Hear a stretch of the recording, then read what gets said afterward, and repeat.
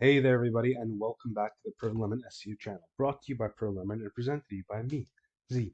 And in today's video, we're going to be covering something that is super important, whether you own a website, you work with websites, or you're thinking about doing either or, okay? And that is, why is it that you should actually do an SEO audit on your website, on competitors' websites, on any website? And this ties into something that you're not going to really learn just watching YouTube videos. I remember when I was learning way back when, SEO audits were brought up, but they weren't gone very much in depth with. But if you're going to go into this field, it's super important that you do these audits. Okay? And what exactly does that mean?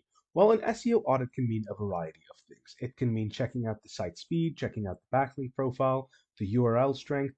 It can mean using tools like Adsref and SEMrush to complete these. It can mean looking at different tools like Scrapey, SEO Crawl, Moz, right? All of these tools to determine the strengths, weaknesses, and overall performance of your website.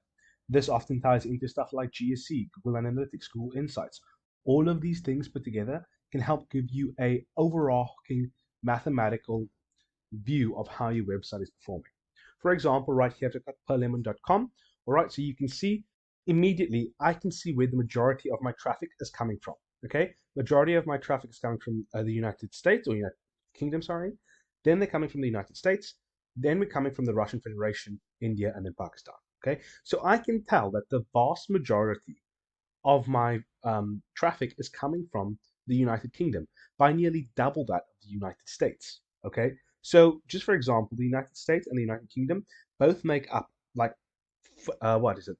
Yeah, 70% of my traffic to the website, right? Of the traffic to our website. So that means we can cater or we can change our content to suit those demographics further. One of the things that a lot of people do is they think that they can branch out too far before starting to hurt their target market.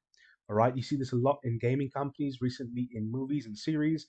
People try and follow trends that they think will work more than they will actually keep to what is going well. You've seen this with Marvel recently, where Marvel was doing really, really well, and now nobody really cares anymore. Right? Sorry about that. Sorry about that. um, but yeah, overall, why should you be performing these site analytics? Because these audits can help determine some of the core weaknesses and strengths of your website. For example, using a program called Screaming Frog, you can see, okay, which titles have the same meta titles or descriptions, which ones are missing those, where is there duplicate content issues, what URLs are popping up for 4 errors, 403, I'm sorry, not 403, 301, 302 errors, what, like, or codes, status codes 302 or 301, what kind of performance does my website have in terms of click-through rate, impressions? All of these things, when brought together, can help you say, okay, this is what I need to focus on. For example, if you're using Google Search Console, I'm not going to pull that up, but if you're using Google Search Console, you can take a look at things like, okay, these are my top performing queries over this course of time. How is the how has the performance of my website changed over the last 3 months, 6 months, 12 months? How much has it changed over the last 7 days? How is it comparing to yesterday? All of these things, when brought together, can give you a holistic performance of your website. And you can say, okay, this is where I'm performing really, really well. This is where I'm performing badly. Why am I performing well here? Why am I performing well here? Right? Why am I performing badly here? For a lot of our clients, when we do SEO audits, at the start of their campaign and every week following that, we ensure that, okay, how has our efforts borne fruit towards this? For example, if we target 10 specific pages for, let's say, SEO audits, or rather meta title description, keyword optimization, image optimization, all of these things, ensuring that the keyword is in everywhere that it needs to be, ensuring that the images have alt tags that relate to the keyword that were being used, that there are backlinks going towards this page, that maybe we have guest posts pointing towards this, all of these things kind of coming together.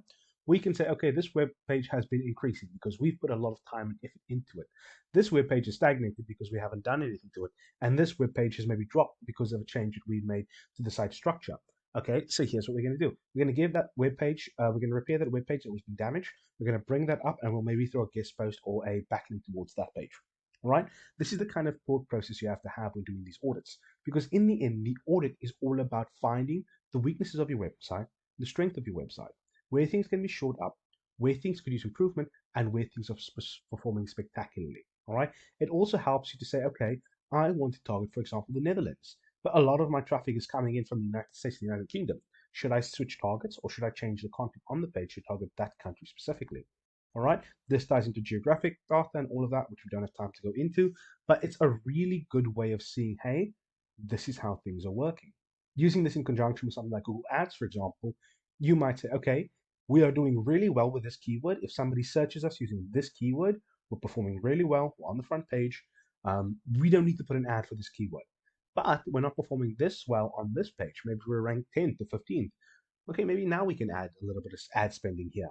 This is SEM now to improve ourselves there. Right? These are the kind of thing that these audits can help you make decisions. Because in IT, we have this concept called GIGO, garbage in, garbage out.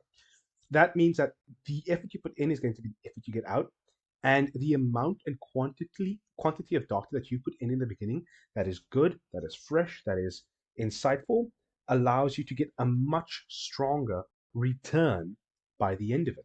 Okay, so I'm just going to cut it off there.